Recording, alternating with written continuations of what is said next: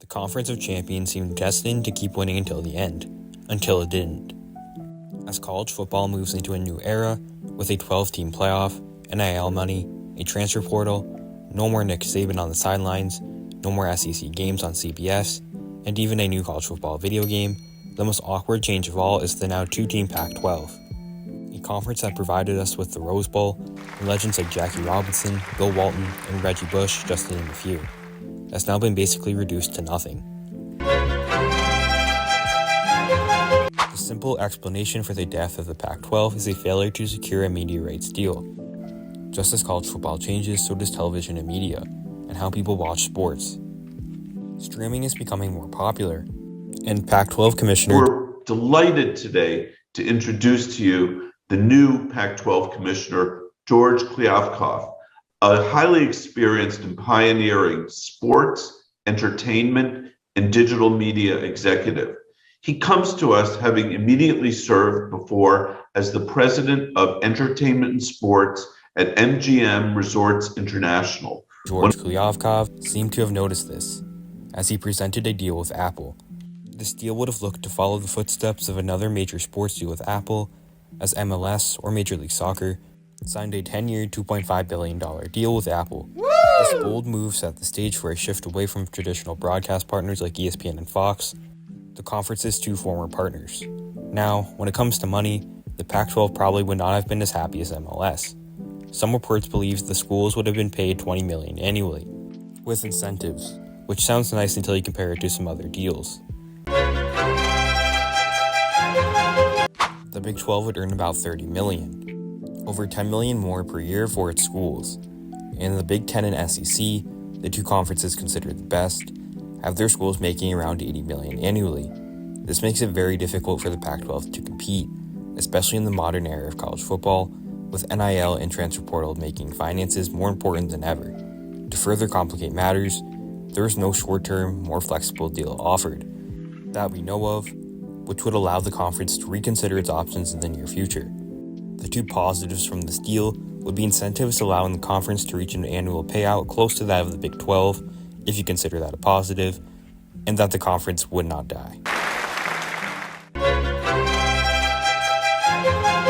Poor leadership in a time of crisis would also lead to the eventual death of the conference. The failure to secure a TV deal is just one example. Before Kliavkoff... In 2009, Pac-10 Commissioner Tom Hansen retired. It was up to the 10 presidents of the schools to pick a new person to lead the charge. And their pick was Larry Scott, the CEO of the Women's Tennis Association. Larry Scott was in charge of the Conference of Champions. The only thing was, the conference did not have many champions under his leadership.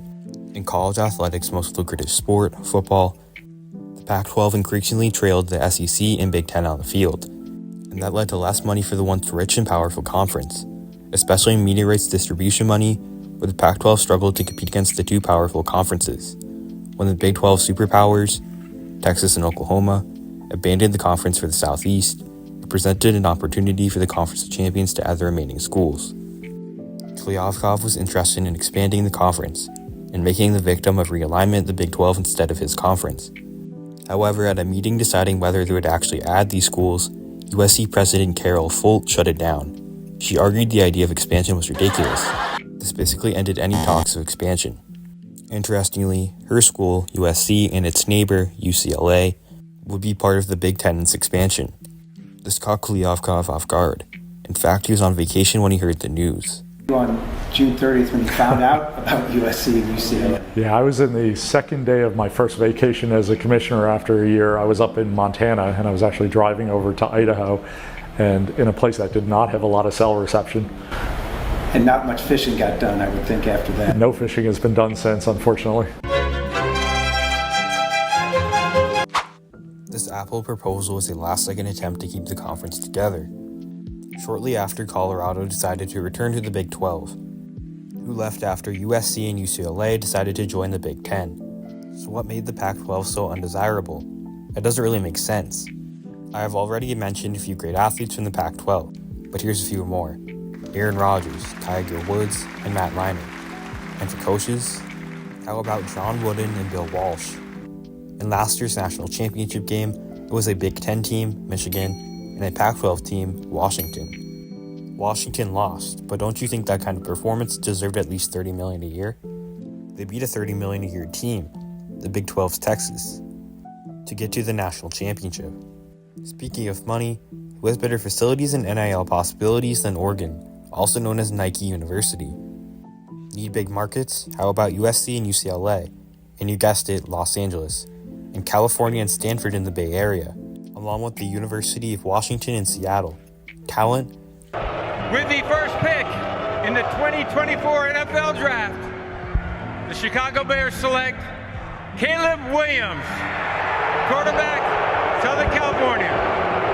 There he is, a Detroit cheer for Caleb Williams, hugging his family, and he is the first overall pick in the NFL Draft. With the first overall pick last year, the Chicago Bears selected the quarterback out of USC, Caleb Williams. Not just him either. Michael Penix Jr. was selected 8th out of Washington, and Bo Nix was selected 14th out of Oregon. So what made everyone so skeptical of the conference? This seems to be an unfortunate case of being too late. Last year might have been a great last dance for the conference, with even traditionally less successful programs like Colorado generating excitement, but West Coast college football had been in slow decline for too long. The glory days of programs like USC, Oregon, and Washington had mostly come to an end. This became obvious as talents on the West Coast like Bryce Young, Alabama, and C.J. Stroud, Ohio State, just to name a few, moved east. Something unlikely to happen in the Pac-12's peak. The Pac-12 also had limited college football playoff success, with 0 national championship wins and only 2 national championship game appearances, with Oregon in 2015 and Washington in 2024, nearly a decade apart. So what does all of this mean for the future? It does mean that USC and Rutgers will be in the same conference, and so will Stanford and Miami, along with Utah and UCF. It also means that we will get matchups like Michigan-Washington, Oregon-Ohio State, and Penn State-USC in the Big Ten starting next season. Like a lot of other things in college football, the future is uncertain. The ACC is also in danger of collapse. If that happens, maybe California and Stanford return home after visiting the East Coast. Especially if a potential merger with the Mountain West does happen. The Pac-12 is still technically alive, although on life support. The Mountain West, even if it isn't the strongest conference, is healthy, and as the name suggests, Western. With successful programs like Boise State, San Diego State, and Air Force, it could be a way to save the conference from irrelevance. It is also entirely possible that Oregon State and Washington State, the last 2 members of the conference, leave and join the Mountain West, and then the Pac-12 is officially dead, joining the Big East, well known for its powerful basketball teams, in death. However, the Big East has come back to life, with the national champion Yukon Huskies being a member of the conference. Something similar could be possible for the Pac-12 as well in the future. In conclusion, whether it's the band running on the field, The band is out on the field! He's going to go into the end zone! He's going into the end zone! The Bears have won! The Bears have won! the Bush push, Reiner going to try to sneak it ahead. He got in. Touchdown, SC! Dan Lanning's locker room speech, Rooted in substance, not flash. Rooted in substance. Today, we talk with our pads. You talk with your helmet, right? Every moment. The Cinderella story is over, man. Right? They're fighting for clicks, we're fighting for wins. the Pac-12 has created many memories that will be missed by many, including myself. I hope the conference finds some way to rebuild and provide more of those memories for us football fans. For now, college football moves on, pushing us forward into a new era, one without the Pac-12. Thank you for watching. Please like and subscribe.